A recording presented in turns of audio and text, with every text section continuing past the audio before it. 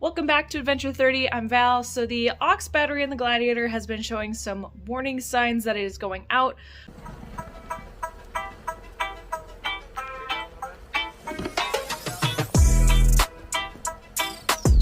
So some of these warning signs is it refuses to remote start sometimes.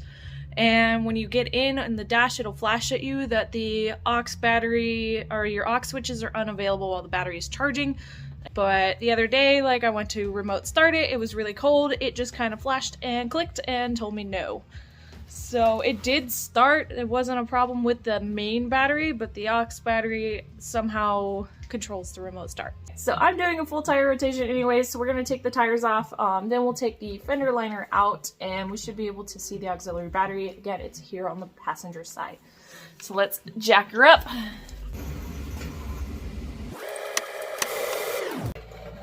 Alright, so we're going to start with having the tire removed, and now we're going to take this plastic fender liner out.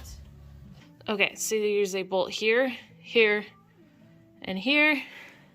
And then there's just a variety of plastic clips all over to take this fender liner out.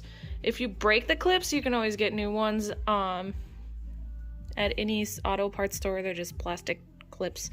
Side note, this is the Rubicon, so I don't know if that makes a difference. If other models have different numbers of bolts in the fenders or not. So as you can see, you don't have to take the whole fender liner all the way out to see the battery. So I'm gonna show you real quick, but I took all the bolts out and 3 of the clips, just enough to be able to pull the fender liner out of the way. So now through this little gap, this right here is your auxiliary battery. It's held up by a couple of bolts. So you'll take those down. There should be 3. So one's here on this side, 2 on this side. Take those down, 10mm with an extension, and you should be able to access your aux battery. Okay, quick side note, while I was doing some research for this video, I was asked if it would be possible to access the auxiliary battery without taking the tire off, just by taking it to full lock. So we're gonna test that out real quick, just as an alternate option if you don't have a jack or the ability to take your tire off. We are full lock.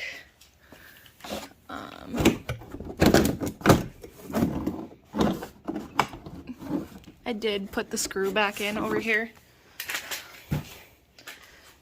But if we just kind of tug this out of the way, full lock, you can see the battery there.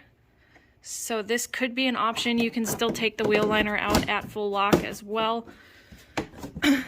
So if you're not able to, you can just make sure your wheel is at full lock, just like this. And you can access the battery back there, just as an alternate option. Alright, so once you take all of those bolts out, this little container drops down and you can access the battery cables.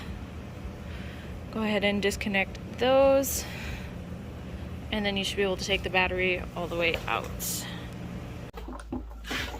Okay, so once you disconnect the battery cables with a 10mm socket, you can take this whole entire thing out. Okay, so the last thing that you're going to want to do is remove these studs from your old battery, put them on your new one.